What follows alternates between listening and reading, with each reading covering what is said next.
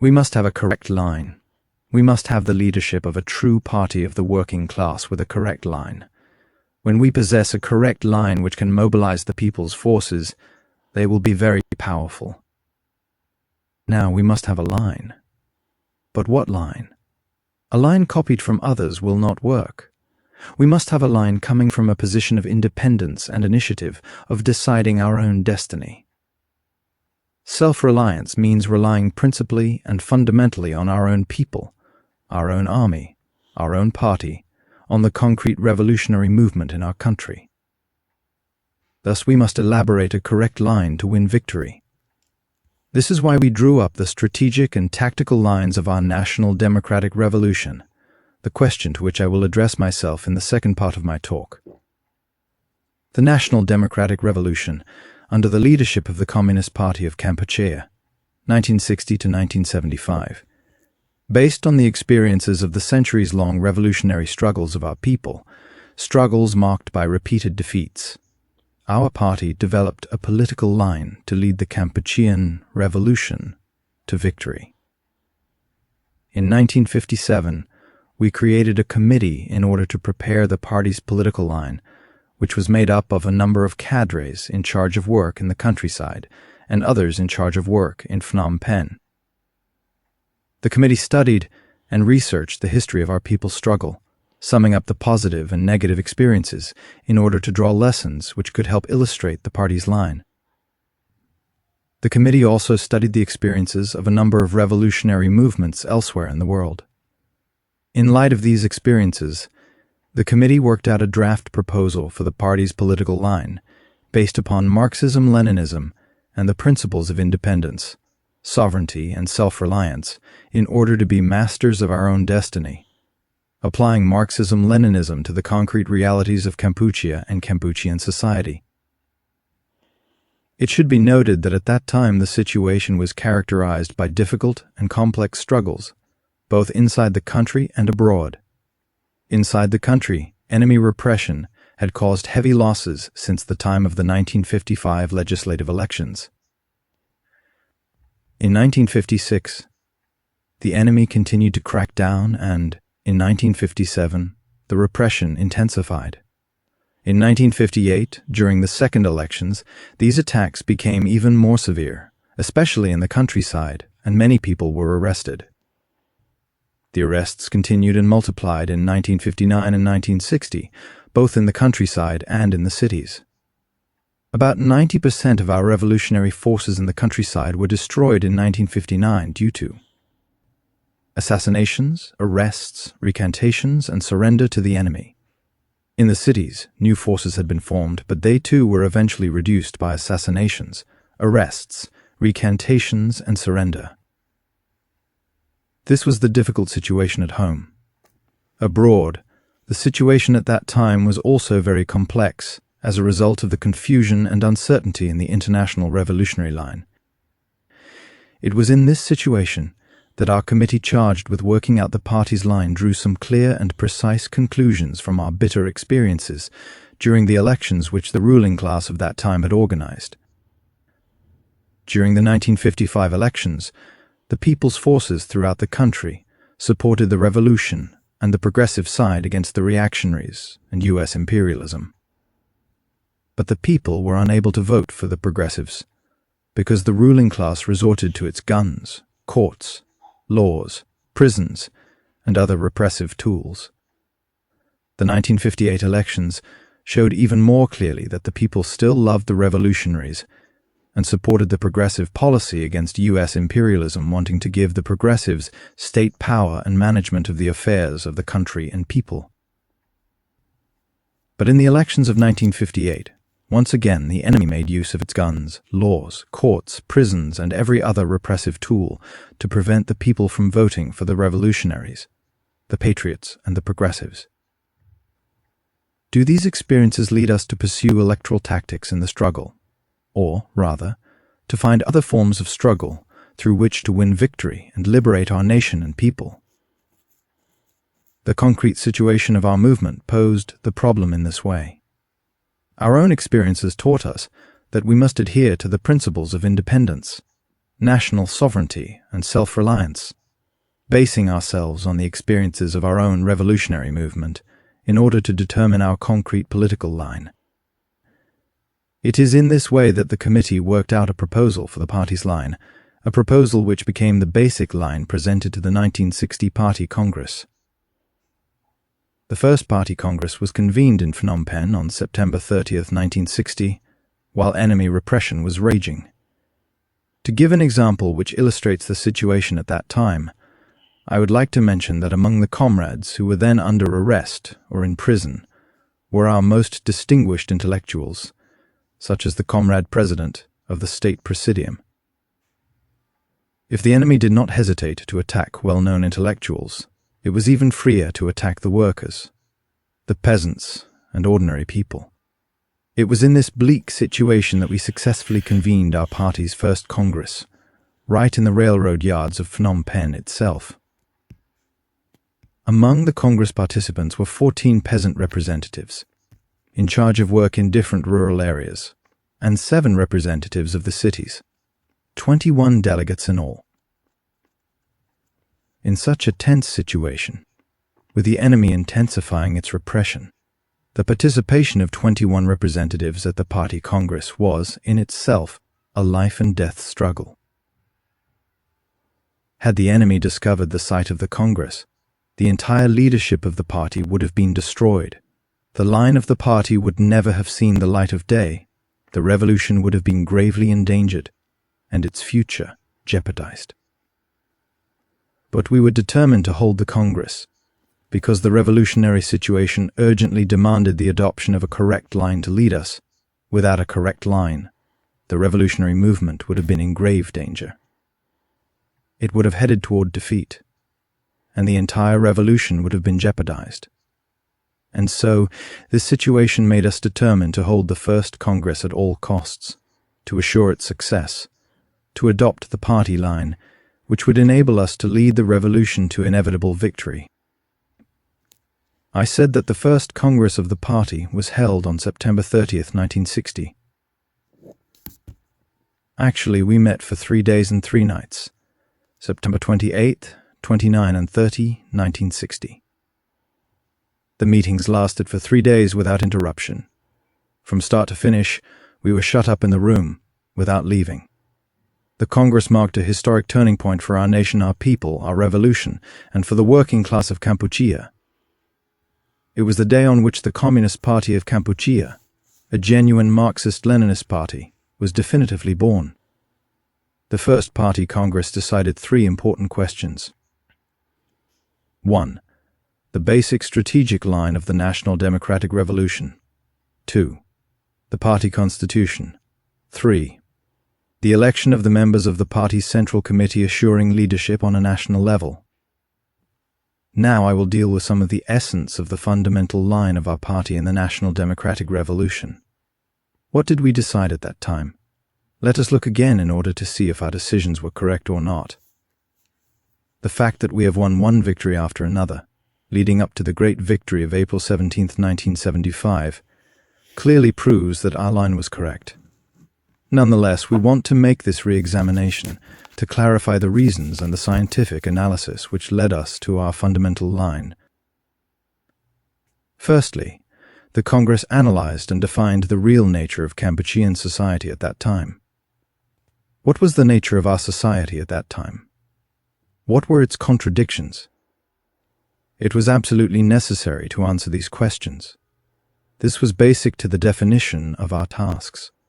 A correct analysis of Kampuchean society allows the correct definition of the tasks of the revolution. On the contrary, an incorrect analysis would lead to equally incorrect tasks. Kampuchea at that time was a satellite of imperialism, in particular, U.S. imperialism. This meant that Kampuchea was neither independent nor free. Kampuchea was a semi-colony, in a situation of dependency on imperialism in general, and in particular on American imperialism. This was the conclusion of our analysis. Could this analysis be made without struggle? Of course not.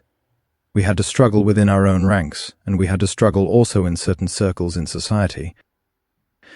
At that time within our nation there were some people who believed that Kampuchea had been independent since 1949. Others claimed that independence had been won in 1954, thanks to the Geneva Accords. Aside from the difference on the date, both these views agreed that Kampuchea was independent. But did the true nature of the society and of the country in those days support this talk of independence? Of course not. Neither the economy nor the culture were independent. Nor was Kampuchea independent politically. Some sectors were independent, but others were not. It was the same for our social life. Not being independent means being dependent on foreign countries, dependent on foreign imperialism in general, headed by U.S. imperialism. Kampuchea was not at all independent in military affairs. The Khmer U.S. military agreements of May 16, 1955, were proof of this. Besides, the Southeast Asia Treaty Organization (SEATO) had stretched its umbrella over Kampuchea. Consequently, although independent and neutral in form, Kampuchea, in essence, in its true nature, was not. In actuality, the economy was entirely dominated by imperialism. It was the same for culture. The society and lifestyle were under imperialist influence, especially within the ruling circles. We thus defined the Kampuchea of those days as a country enslaved by imperialism, a semi-colonial country because Kampuchea was under foreign domination in economy, culture, social and military affairs, and therefore was not independent. This analysis should convince anyone that there were contradictions. Kampuchea was certainly not totally dependent, but it was halfway dependent, this being the case were there contradictions. Of course there were. There was a contradiction between the Kampuchean nation and foreign imperialism, particularly U.S. imperialism. It was not armed aggression, but there was economic, cultural, and social aggression, as well as military aggression in the sense that the Kampuchean army was subject to imperialist control in every way. Consequently, by its very nature, Kampuchean society was prey to contradictions. It could not have been otherwise. Some people tried to bury the contradictions, insisting that they did not exist, but, in fact, the contradictions existed. There were contradictions between the Kampuchean nation and imperialism, especially U.S. imperialism, and they had to be resolved. They had to be resolved through a correct definition of our revolutionary tasks, namely, by uniting the whole nation into a single force in the struggle against imperialism, especially us. Imperialism for independence, sovereignty, and territorial integrity. This was the task of the national revolution. It meant that imperialism had to be driven out and the nation liberated. This was what we found to be the solution, and we did not waver in applying it. If we could not find the solution, we would not have been able to give a correct definition to our tasks, and we would not have fought against imperialism. Moreover, after finding out the solution, if we had not taken a resolute position, the tasks would not have been defined in a clear way, and we would have been hesitant and unsteady. Sometimes we would have fought, sometimes we wouldn't have. Our party correctly determined the contradictions which existed within Kampuchea. Therefore, we took up the task of mobilizing all the people's forces in order to drive out imperialism, especially us imperialism. We mobilized everyone who was against imperialism, against U.S. imperialism in particular. This was one of the correct tasks. At that time, the exploiting and reactionary classes used to say, "Against whom should we struggle, since there are no Americans here?" But as for us, we based ourselves on the scientific analysis of the society. What was the nature of the society, the true nature of the economy, of the army, of the culture? Were they independent or not? This was how we proceeded. We were not confined to the formal appearance of things. Because of the essence of its economy, its culture, its social life, its army, Kampuchea was not independent. Therefore, Kampuchea was dependent or semi-dependent. In this situation, did we want independence? The people certainly wanted independence. It was, then, necessary to set the task of mobilizing the people to struggle against imperialism, especially U.S. imperialism. in order to win independence. Secondly, the Congress analyzed and defined the contradictions within Kampuchean society. At the time that we were working out the party's line, Kampuchean society was divided into 5 distinct classes: the working class, the peasant class, the petty bourgeoisie, and the feudal class. In all, there were 5 classes. Were there contradictions between these various classes? There were, and they were complicated ones. There were contradictions between the workers and the capitalists, between the petty bourgeoisie and the capitalists, between the peasants and the landowners, between the capitalists and the peasants, etc. Contradictions were complex and very entangled. But which contradictions played the dominant role in society at that time? To answer this question, we had to find, among the many contradictions in society, the one which involved the majority of the population. Which class most exploited the others? Which class was the most exploited and the most numerous? An examination of the Kampuchean society of that time revealed that the peasants were 85% of the country's entire population. Therefore, the peasants were the overwhelming majority of the population. They were exploited by all classes. They were exploited by the capitalists and the landlords.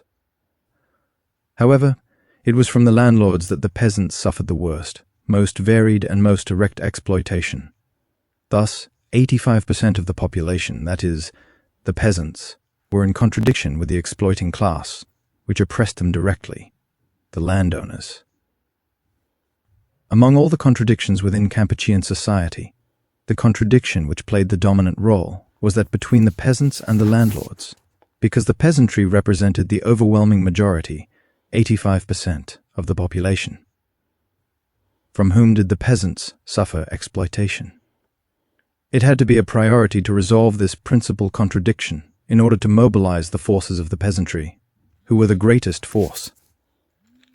Thus, in Kampuchean society of those days, the contradictions were many and complex, but there was one contradiction among them which played an overwhelmingly dominant role. That was the contradiction between the peasant class and the landlord class. The landlords exploited the peasants in every way, and this exploitation existed even in the most remote areas of Kampuchea. We made direct investigations for several years in our villages and communities, and we assembled direct details on this subject. I will give an example: Thmorkul, in the province of Battambang. During the years 195,758, this was a region of vast rice plantations. Some 90% of the farmlands were in the hands of the landowners. Of the tens of thousands of people in Thmorkul, only 4 to 10 persons were landowners, who monopolized 90% of the land. Tens of thousands of peasants shared the remaining 10% of the farmlands. This is why we concluded that there was impoverishment in the countryside. That is to say, the peasants were becoming more and more impoverished.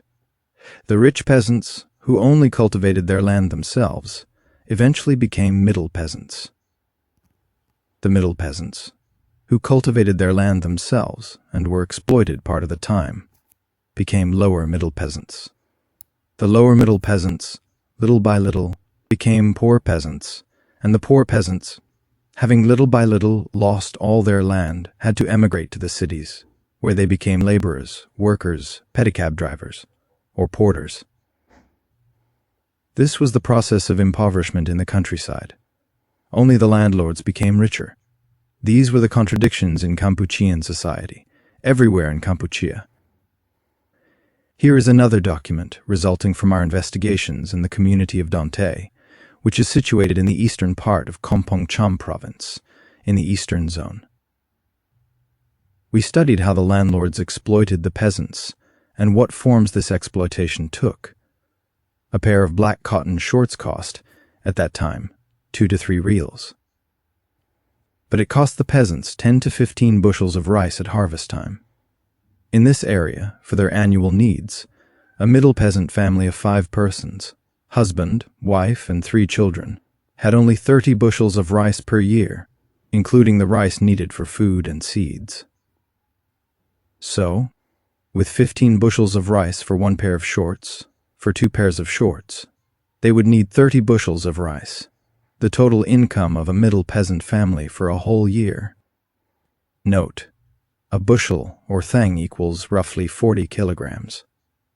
Such then was the intensity of the exploitation which raged in our countryside. Those who did not see these problems did not realize how intense the exploitation was. Therefore, the contradiction was a life-and-death contradiction. This was a profound contradiction in Campuchian society, one which touched 85% of the population.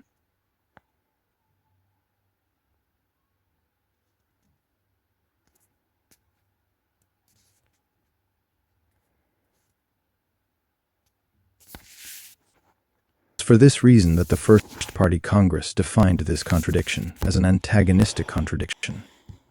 This being the case, how could this conflict be resolved? The peasants had to be mobilized in struggle against the exploiting class, the landlords. That was the only solution. But to win, the peasants had to have other social forces on their side. Our concrete experience had clearly shown that once we succeeded in mobilizing 85% of the people, the rest would follow, except for a small minority. That is how we defined our tasks in the democratic revolution. By democratic revolution, we mean the liberation of the people. Concretely, it is the liberation of the majority 85% of the people, the peasant class. To liberate the peasants, who make up 859% of the population, is to liberate all the people at one blow. Among the 159% remaining, the great majority would follow the masses of the peasantry, who form a powerful revolutionary force. Not only powerful in quantity, but also in quality, since the contradiction between the peasants and the landlords is a life-and-death contradiction. Understanding this force is the key to victory. To consider our peasants backward, unclean, miserable, crude, incapable of making revolution, is to fall into a grave error in analysis. It is not proceeding from a scientific analysis of the contradictions within our society. In fact, this 85% of the population constitutes an immense force, because of its numbers and because of the profound contradictions which affect it. The contradictions generated hatred, but in the past, the contradictions were buried. Why? Because the landlord class, the holders of power and the spiritual leaders were in the service of the ruling classes to dope the people. That bad and good deeds from another life resulted in present conditions served to deceive the peasants and prevent them from seeing the contradictions. And yet, the contradictions were there, to arouse the peasants so that they saw them, burned with class hatred and took up the struggle.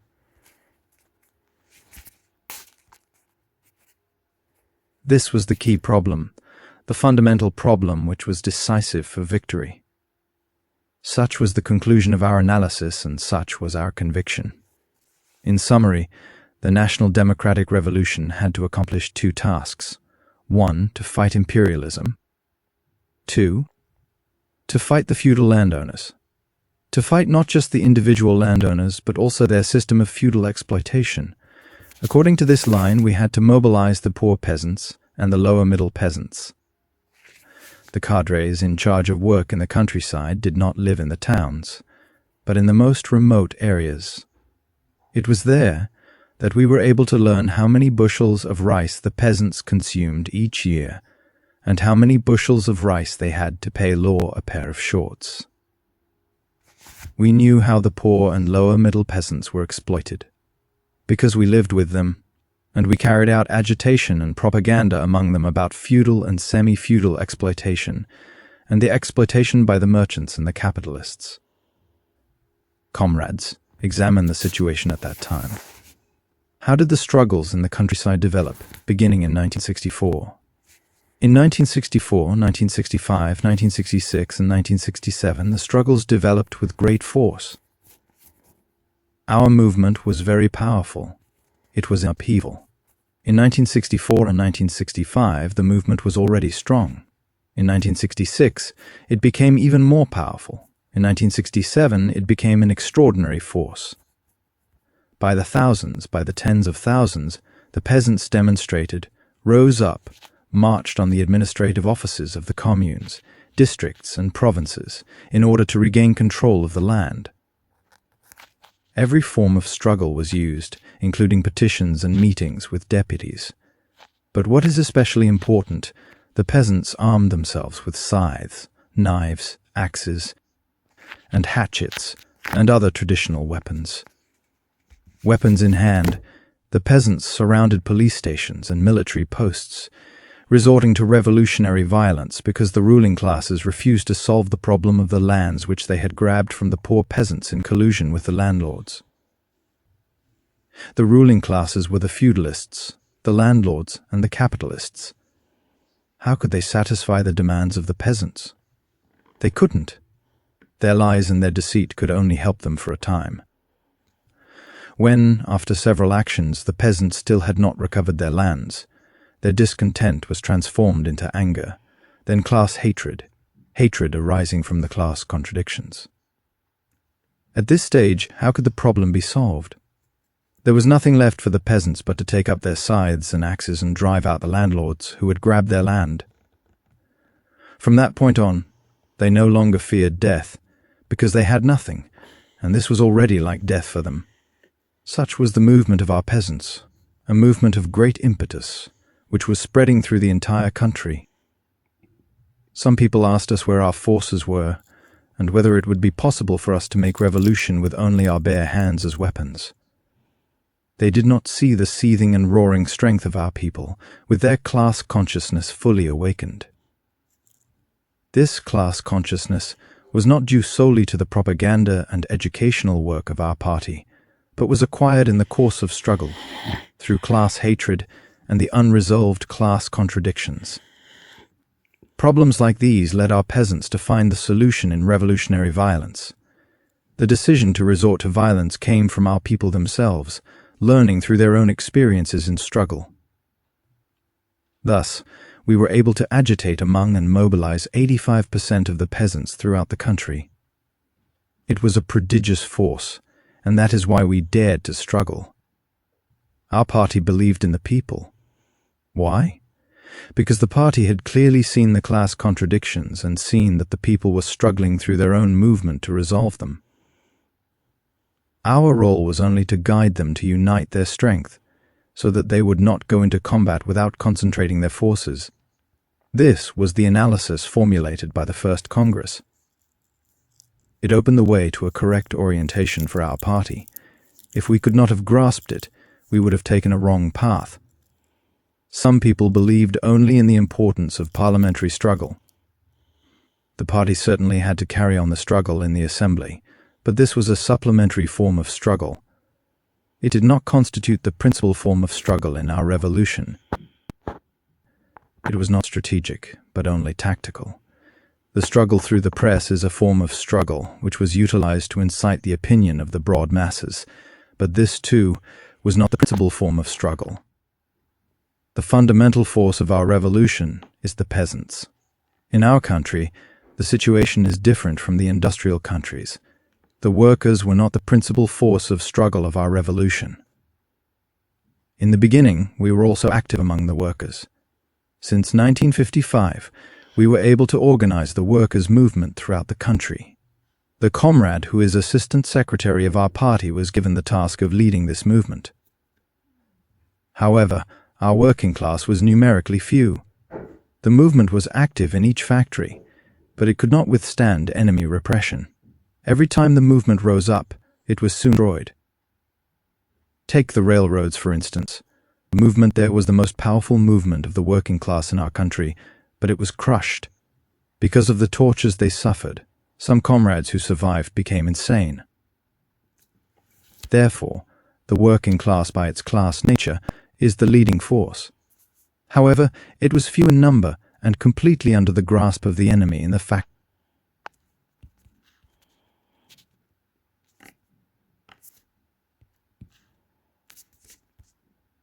factories and workplaces. Thus, our analysis of Kampuchean society in that period, that the peasants were in contradiction with the landlords, was fundamentally correct. On the basis of this analysis, we have full confidence in our own forces. Despite what some people said, whatever the difficulties, we remained unshakable in our belief.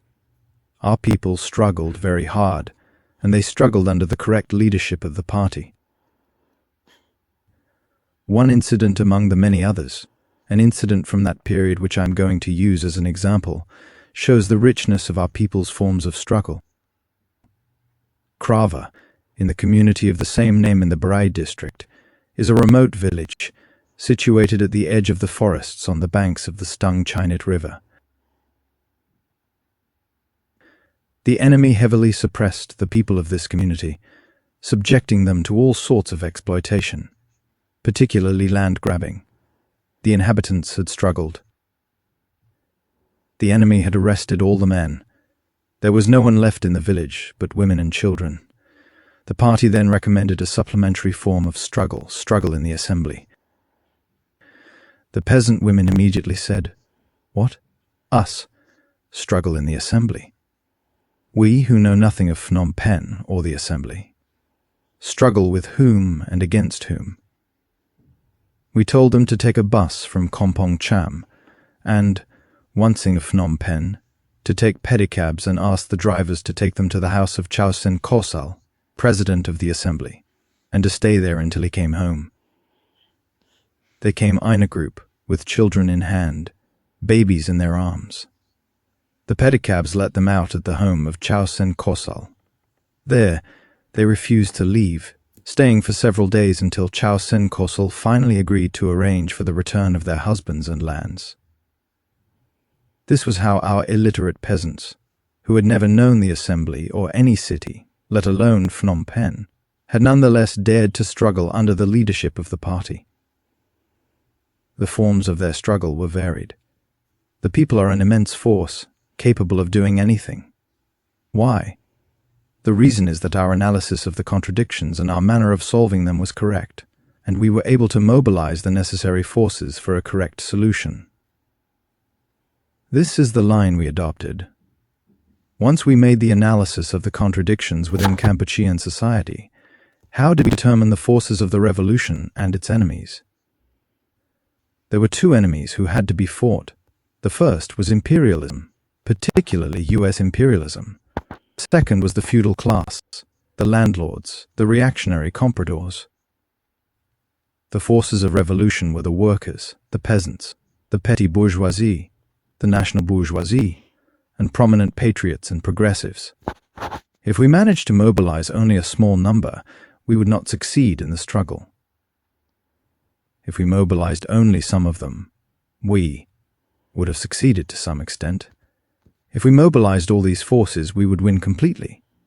If we managed to mobilize a large, powerful force, we would win a tremendous victory. This was the factor determining whether we would win or lose. Therefore, we had to know how to mobilize the forces of the workers, peasants, petty bourgeoisie, national bourgeoisie, and the patriotic personalities. How could we mobilize the workers, the peasants, the petty bourgeoisie, the national bourgeoisie, and the prominent patriots? We proceeded according to the line already sketched. We had to keep the principal contradictions always in sight. The principal contradictions were with imperialism and the feudal, landlord system, which we had to combat. As to the secondary contradictions, they had to be resolved by reciprocal concessions in a way that allowed the unity of all the forces against imperialism, especially American imperialism, and the system of the feudalists, landlords, and reactionary compradors. By basing ourselves on this line, we united all our forces. We divided our work according to these different forces.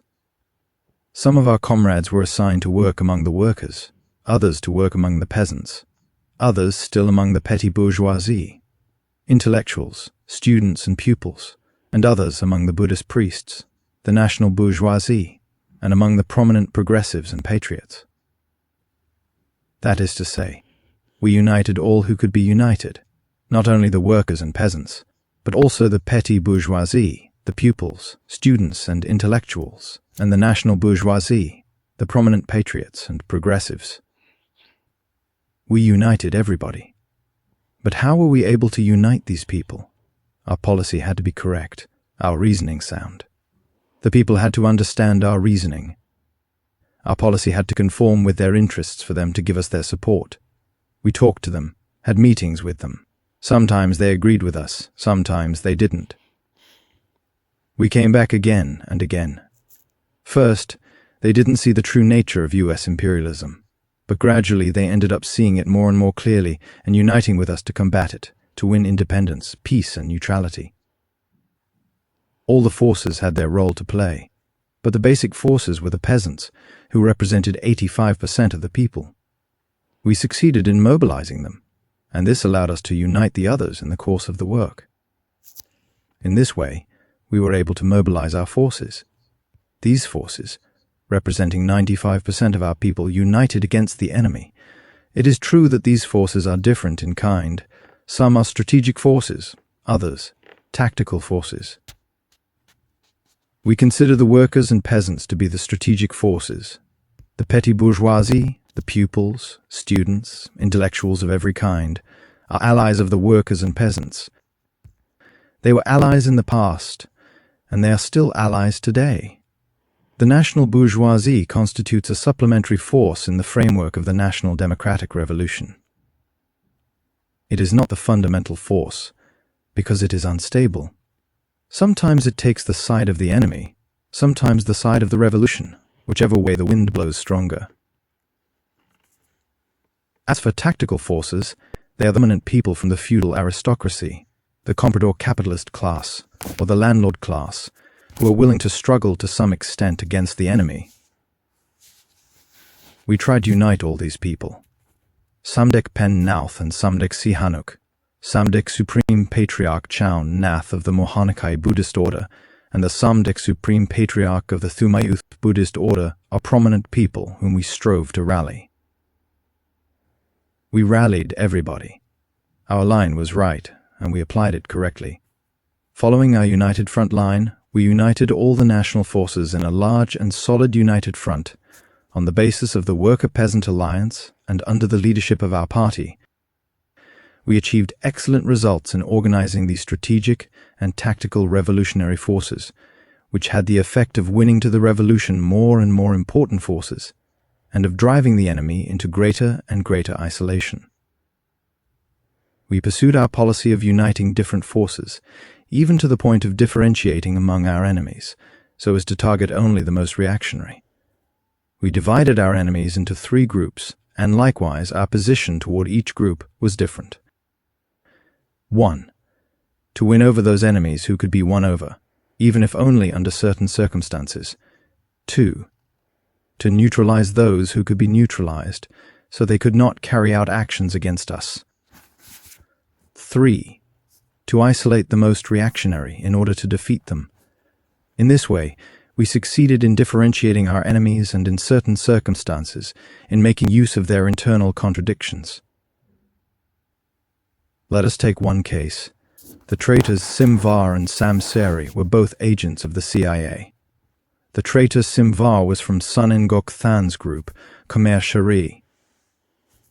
The traitor Samseri was also a CIA agent, but during a certain period, we succeeded in establishing unity of action with Simvar in order to defeat Samseri. Simvar cooperated with us for 2 or 3 years. He then turned against us, and we consequently revised our position towards him. This was taking advantage of every opportunity to unite broader forces to defeat the enemy. If we had been rigid and sectarian, we would have missed opportunities to unite broader forces to serve the revolutionary movement. But such forces were only tackle. We concentrated on the strategic forces, the workers and peasants, and especially the poor and lower middle peasants, who were found everywhere in our country.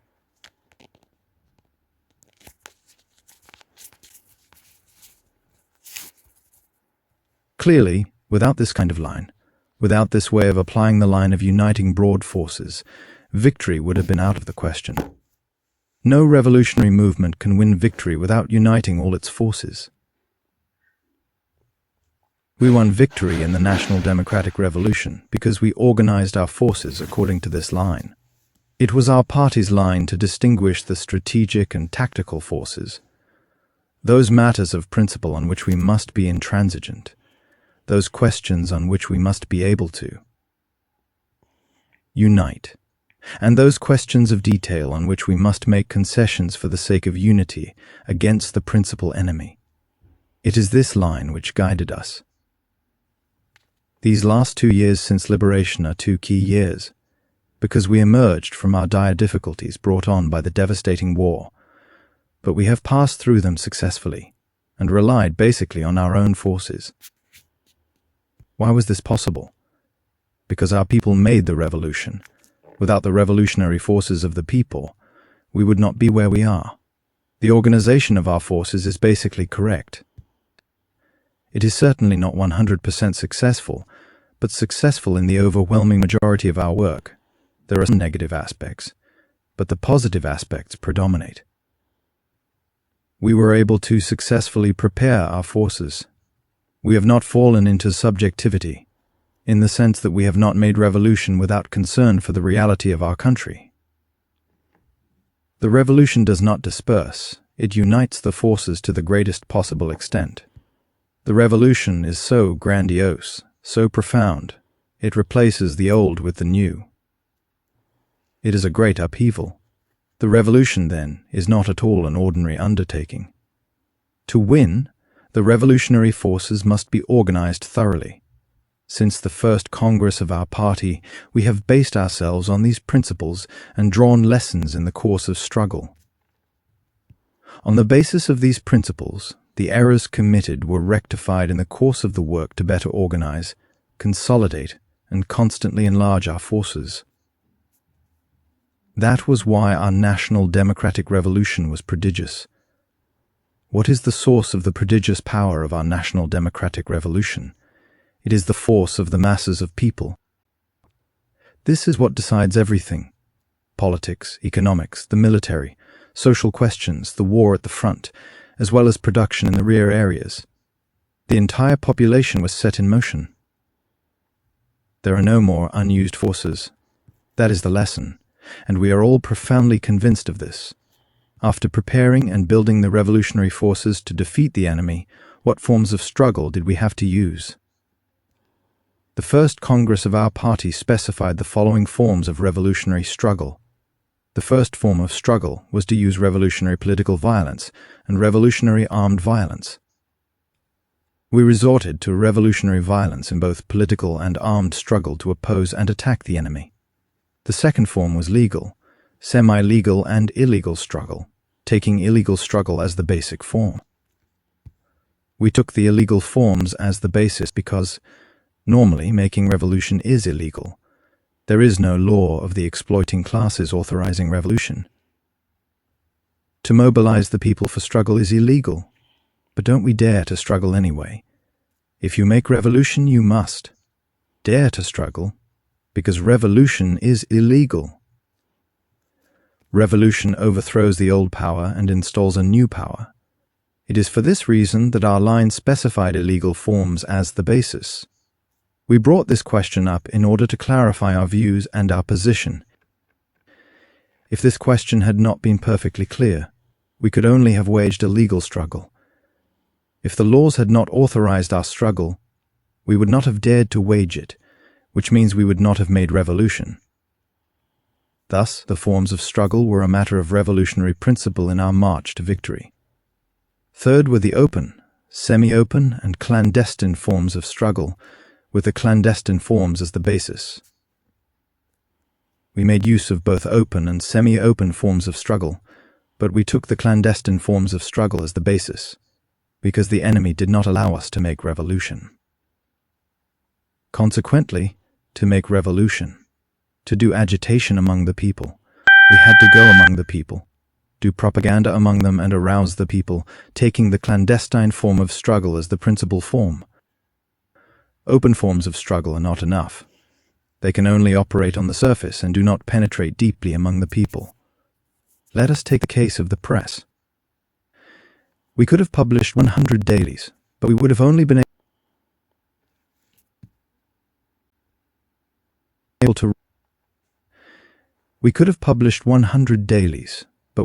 been able to write within the framework of laws of the state of the feudalist and capitalist classes.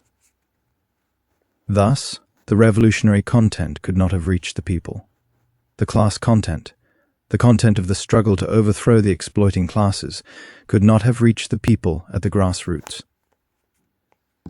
It was only when we went to work among the people secretly that the revolutionary content penetrated to the people at the grassroots. We need correct lines of action and correct forms of struggle to be successful in our work, to mobilize our forces. The party also attached importance to a good division of labor among the cadres. To some cadres, it assigned open work; to others, work as a deputy in the assembly, or as a member of the government under the old regime, or as a functionary in the administration, as well as open work in various mass organizations and in the press. These are different forms which can be used to incite the masses. In this way, we divided work among ourselves. However, there were some sections of clandestine work which were organized to carry out agitation secretly among the people. In Phnom Penh, there were sections which carried out open work and sections which carried out secret work. It was the same in the countryside. There were some sections for open work and others for secret work. Secret work was the fundamental thing. It allowed us to defend the revolutionary forces and also allowed us to arouse the people. If all of us, or too great a number of us, had been working openly, the enemy would have been able to destroy many or all of us. These are the forms of struggle needed to effectively make use of all the forces among the people.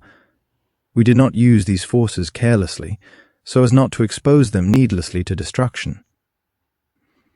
In making use of all these forms, our struggle spread throughout the country. We were able to carry on our struggle both in the countryside and in the cities, both secretly and openly, in the assembly, in the government, in associations, mass organizations, the press, associations for the expansion of education, even in the cremation societies, associations for defense of the pagodas and associations for defense of Buddhism. We could wage the struggle there, mobilize the many to the greatest possible extent, using different forms and slogans. At the same time, we were waging a political struggle. We made use of many different forms, in the manner of a people's war. Thus, we would attack the enemy no matter where. We could lead many large-scale attacks, as well as small-scale attacks. This was our work of continual mobilization and training of the people. Thanks to the use of all these forms of struggle, we built up our forces. If we had struggled only in the countryside, we would have lacked forces in the cities. Had we, on the other hand, fought only in the cities, we would not have had strength in the countryside. So we struggled both in the countryside and the cities, both openly and secretly, legally and illegally. It is the same for the role of the cities and the countryside. We fell into neither leftism nor rightism. If we had only carried on our work in the rural areas, thinking that the role of the cities was negligible, this would have been leftism. If, on the other hand, we had considered that the countryside had played only a minor role, and the important thing was the urban struggle, thinking that only the latter is capable of gaining world attention, this would have been rightism. In both cases, we would have neglected the strategic forces of the peasantry. Our party did not fall into either leftism or rightism, because we fought both sides. We had a well-defined line of action. We struggled at the same time in the cities and the countryside, while taking the countryside as the support base. Such was our line of action. Why did we take the countryside as the base, and why did we not take the cities as the support base? The cities could not be the base. True, the population there is large, but the city is small, the enemy is all over it. The assembly, the courts, the prisons, the police, the army, they were all there. The networks of the enemy's repressive apparatus were concentrated there, and the social composition of the town is very complex. By contrast, The countryside is vast. The enemy is spread thin there. In some villages there is not even the shadow of the enemy, militarily or otherwise. In some communities there are only 1 or 2 soldiers or police. This means the enemy forces in the countryside are weak. The peasants there are very numerous. The class composition is good. This is why we took the countryside as the revolutionary base. First, as the political base with the peasant masses as the force. Second, as an economic base we could live there, produce and share the problems of livelihood together with the people. Third, as a military base. Fourth, as a base to serve as a headquarters for the various leading bodies of the party. This is the role of the rural base. We realized this through practice. From the beginning of 1960, the members of the Central Committee gradually transferred their activities to the countryside. Since 1963, 90% of the Central Committee members moved there. We had to live in the countryside in order to directly mobilize the peasant masses. At the same time, we continued our work in the cities. In this way, we compelled the enemy to disperse his forces. He could not concentrate them either in the countryside or in the cities. We attacked him simultaneously on both fronts, so as to weaken him. Thus, once the political line of the party was grasped and assimilated, the struggle movements both in Phnom Penh, the other big cities, and in the rural areas grew rapidly. 1963. This was the year all U.S. aid was rejected. This was a great event in our struggle. It was the result of the people's struggle, the struggle of the pupils, students, intellectuals, workers and peasants, of the Buddhist monks, aided also by the struggle of our prominent people working in the assembly and the government, and supported by the struggles in the countryside. 1964, January. A huge demonstration mobilized many tens of thousands of people in Phnom Penh against U.S. imperialism and the clique of the traitor Lon Nol. That same year, in the month of March, another big demonstration united hundreds of thousands of people in front of the U.S. Embassy. The crowd attacked the premises, tore down the American flag and trampled it. These were some of the events which illustrate the pitched struggle of the population in the cities. 1965. This was the year diplomatic relations with U.S. imperialism were broken off, the culmination of the continued powerful struggles of our people. These struggles gave considerable support to the struggle in the countryside. They created favorable conditions for the consolidation and forceful development of the revolutionary forces. What was the situation in the countryside? In 1964, 1965, 1966, and 1967, the struggles followed one another throughout the country without respite, taking many forms, but mainly the form of the struggle for land reform. In 1967, the situation was ripe in the countryside throughout Kampuchea. The people armed themselves with knives, axes, clubs, and other weapons they could lay their hands on to attack police stations and military garrisons. The revolutionary violence then reached a high level. It was in this ripening revolutionary situation that an armed uprising broke out in 1967 in Samlot, in Battambang province. This was set off by the people, through their own movement. The party's Central Committee had not yet decided on general armed insurrection throughout the country. The armed explosion in Battambang was explained by the fact that the movement of struggle of the peasants in that region had reached the boiling point. That the party was there to give leadership to the movement and decided to suspend temporarily the armed struggle in Battambang until the whole country could complete its preparations. If Battambang had rushed into the struggle alone, the enemy could have concentrated all its forces there to crush the revolutionary forces. Thus, in 1967, the situation in the countryside had reached a new height, like dry straw in the rice fields in March and April, which needs only a small spark to set it on fire. Thus, the situation was ripe. We arrived at this evaluation of the situation of our people's revolutionary movement after studying and analyzing these struggles. This is why in the middle of 1967, Following the experience of the armed uprising in Samlaut Battambang, the party decided to initiate an open phase of armed struggle to defend the revolution, and, at the same time, to create the conditions for the consolidation and development of the revolutionary forces. If not, the enemy would have destroyed the revolutionary forces. It was necessary to begin the armed struggle because we had already prepared the people. The class hatred and national hatred were explosive. The people were already tempered by all their experiences in struggle. They were struggling with their bare hands, with sticks, with knives. This was the situation in the countryside and the cities.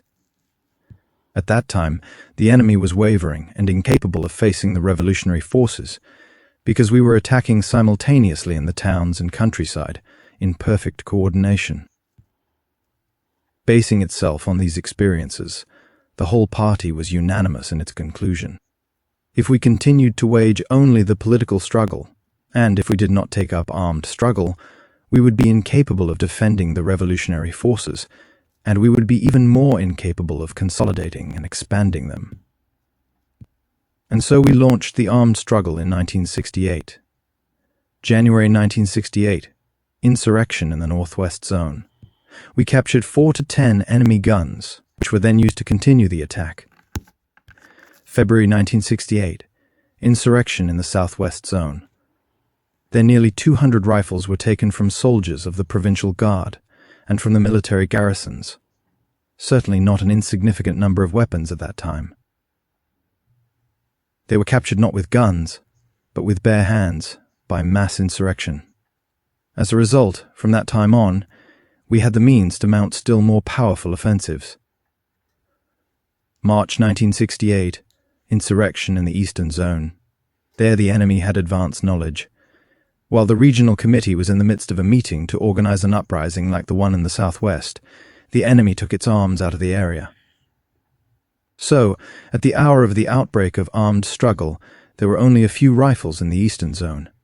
The enemy was then free to attack the people and the revolutionary forces for more than 3 months, in April, May, and June. Our bases were destroyed. The homes and villages were devastated, the population killed and dispersed. It was only in July that we could make the counterattack. We mounted an assault on an enemy outpost and captured 70 weapons, which we used as capital to build our armed forces. The people's hands were empty, but they were already trained in revolutionary violence, already trained in the struggle. They had already gained some experience in the struggle. So the people were capable, bare-handed, of seizing arms from the enemy. The Northern Zone rose up in an insurrection in March 1968. Only 4 guns were captured. We dealt the enemy some sharp blows, and we withstood his counterattacks, but the struggle was very hard.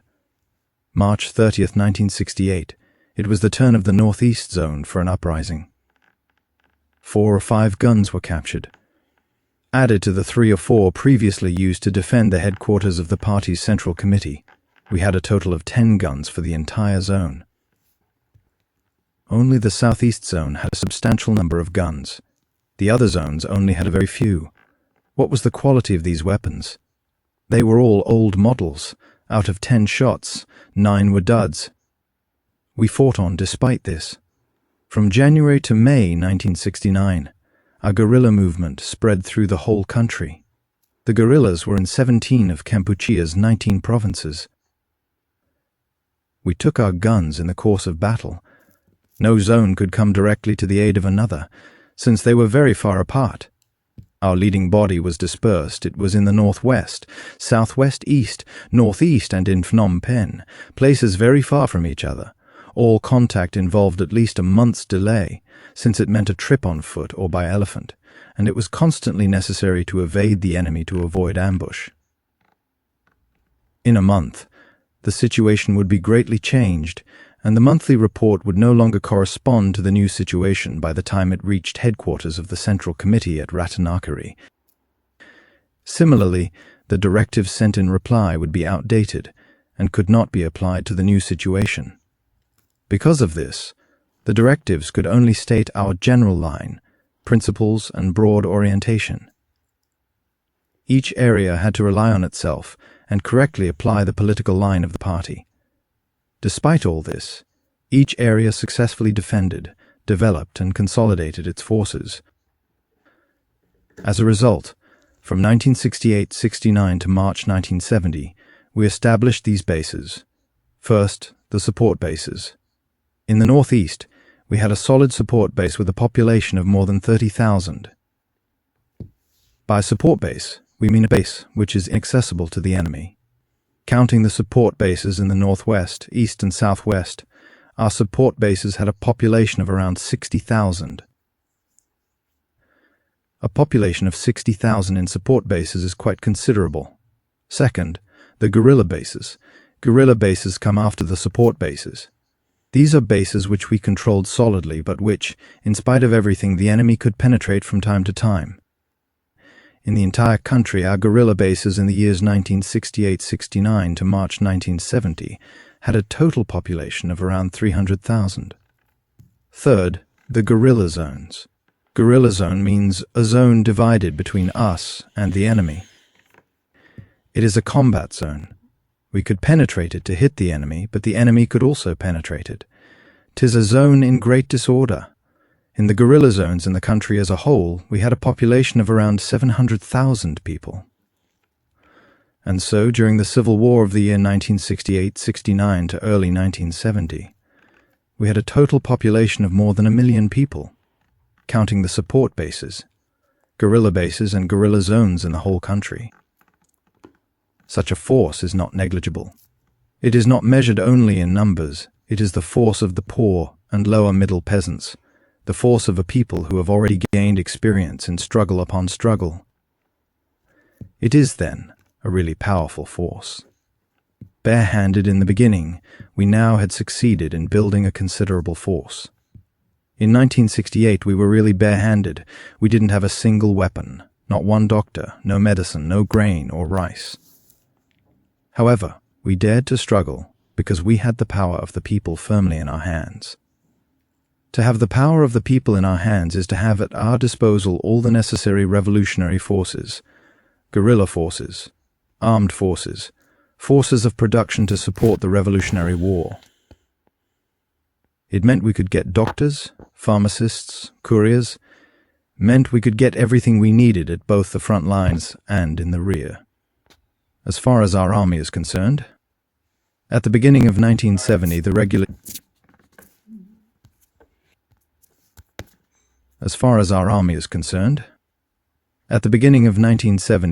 units totaled only an active force of 4,000 fighters for the whole country. These 4,000 fighters represented a considerable force for our guerrilla war, but it was, above all, an army with a high degree of fighting spirit. For example, in 1968, the regular army in the northwest had only 70 fighters, divided into 7 groups. There were only 3 handguns for each group of 10. Besides the handguns, there would be 1 or 2 grenades, a few flintlock rifles, some poisoned arrows, and nothing else. In 1969, the force grew to 10 groups. It was only in late 1969 that it became a platoon. Then, in early 1970, a company. Only 30%, 40% were armed.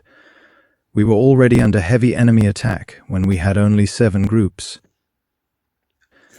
In 1969, the traitor Tu Long, enemy chief of staff, the traitors Lon Nol, Sirik Matak, Saksoth Sakon, Sosthin, and nearly all the enemy military chiefs mounted a huge offensive against Ratanakiri. They engaged 18 battalions, a third of their army, with infantry units, some armored cars, artillery, and air support. Our regular army in the northeast numbered just 150 fighters who could not all fight at the same time, because they did not have enough weapons.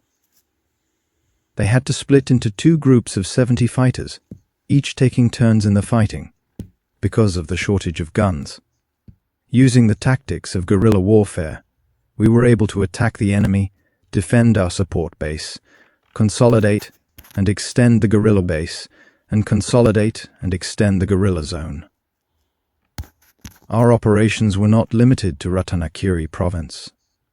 We penetrated Stung Treng province, then in Mondulkiri province, and we continued our advance, attacking deep within enemy zones. As a result, at a 1969 council meeting of the enemy cabinet, the traitor Tu Long, as chief of staff, gave a pessimistic report, admitting that the situation in Ratanakiri was serious. The traitor Lon Nol swore that in Ratanakiri the Khmer Rouge occupied a territory equivalent to 3 times the area of Kompong Chnang province. Elsewhere the situation was no different. In the southwest, we attacked the enemy simultaneously in the provinces of Kampot, Takeo, and Kompong Speu. In the eastern zone, our activities reached Highway 7. At night, our army was in complete control of Highway 7. Thus, in the years 1968 and 1969, and until March 1970, our regular units numbered only 4,000 fighters in the whole country, but this army had great fighting spirit. As for our guerrilla units, in the whole country they numbered 50,000 fighters at the beginning of 1970, 50,000 guerrillas who could attack the enemy everywhere. The guerrillas would go into combat alone, or in groups of 2 or 3, but with only one rifle, a rudimentary flintlock, or a crossbow, grenade or mine. They fought any way they could, with any kind of weapon. They were very active. They never put themselves on the defensive. They didn't wait for the enemy, but constantly went ahead, searching for the enemy, acting on the principle of attacking in order to better defend themselves. In order to be able to defend the support bases, they had to wage offensive actions to attack the enemy first. It was only by attacking the enemy first that he could be kept from coming into our zone. So the guerrilla units went into battle everywhere, since they were made up of people who lived in the area and knew in depth all the terrain, each forest, each stream, each valley. In its operations, the enemy mobilized their infantry, tanks, artillery, transport vehicles, and planes. However, in the northeast, as in the other mountainous and jungle regions, enemy planes, tanks, artillery, and trucks lost their effectiveness. The bombs and shells fired at random in the vast forests and mountains were lost in the trees and rocks, and never caused the slightest loss to our population. As to tanks and trucks, our deep forests and our mountains were inaccessible to them. There remained the infantry. Against them we set traps, snares, and hunting spears of all sorts, and we cut down trees to throw obstacles across all the paths and roads. If the enemy tried to penetrate, he was at the mercy of our guerrilla units, which were the masters of the terrain, in their own forests. This was people's war based on guerrilla warfare. Guerrilla warfare was waged everywhere. The guerrilla could attack anywhere. We could thus mobilize all the people to attack the enemy without waiting for the regular units. This is what proves the effectiveness of our line of people's war based on guerrilla warfare, which was invincible. With guerrilla units of 50,000 fighters in the whole country, we attacked all over, without letting up. Everyone, without exception, no matter where they were, looked for some way to wipe out the enemy. If every group of 3 guerrillas or unit of 10 guerrillas succeeded in killing or wounding 1 enemy soldier per day, with 50,000 guerrillas in the whole country, this would make a considerable number of enemy soldiers put out of action each day. This was how the enemy forces were continually weakened by our guerrillas. We had faith in our line of people's war. We had faith not only in arms, but in our line of people's war. Our army numbered 4,000 fighters and our guerrilla units 50,000. After the coup d'etat of the US imperialists and the traitor Lon Nol, these units were immediately converted into regional units and units of the regular army, into regiments and battalions. These were not simply formed from the ordinary village people. They came right out of the guerrilla units, units which already had 2 or 3 years of combat behind them. These units were thus trained in combat. This was what most frightened the enemy. US imperialism, in spite of its electronic systems and spy rings everywhere, was nevertheless mistaken in its strategic evaluation of our forces. It was seriously mistaken in both its political and military estimates. In its political strategy, it assumed that soon after the coup d'etat, the puppet Lon Nol would be able to win over the Khmer Rouge. But on the contrary, it was the revolution which united all the national and people's forces in the whole country to mount a crushing attack on US imperialism. Thus, the imperialists committed an enormous strategic blunder in their political analysis. Secondly, in their military analysis, they believed that we had no army, no military force whatever. They predicted that after the coup d'etat, their combined military forces, with the cooperation of the traitor Lon Nol's army, could without difficulty crush us in a single blow. But in fact, we already had 4,000 fighters in our regular army and $0 guerrilla units who were well trained and seasoned in battle. Immediately after the coup d'etat, broad, spontaneous demonstrations and uprisings broke out everywhere in the country, sweeping the enemy away like a tidal wave, overpowering the enemy in entire regions and villages, communes, districts, and some provinces. Revolutionary administration was immediately set up everywhere. Tens of thousands of weapons captured from the enemy came immediately into the hands of the people's armed forces of national liberation, from the regular army units to the regional forces and the district, commune and village guerrilla units. We then had regular units in sufficient numbers. Together with the guerrilla units, our armed forces moved onto the offensive everywhere in the country, advancing in a powerful offensive and with total mastery. Thus, the US imperialists made another gross strategic military blunder. But they would have been defeated even if their estimates and predictions had been correct.